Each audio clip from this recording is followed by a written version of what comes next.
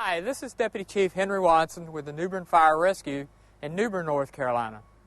In this session, we're going to talk about routine maintenance and servicing of your fire extinguishers.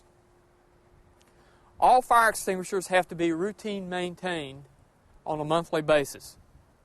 Each month, someone has to physically go around and look at each fire extinguisher. You want to look at the fire extinguisher to make sure that it's readily available and ready for use. Some of the maintenance techniques are looking at the locking pin, making sure that the tamper seal is properly in place. If the seal is missing or the pin is missing, then the fire extinguisher needs to be pulled from service.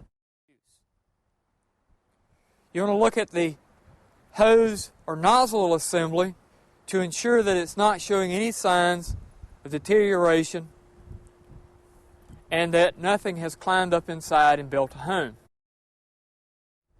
Finally, you want to take the fire extinguisher and turn it upside down to break up the powder that's inside the fire extinguisher.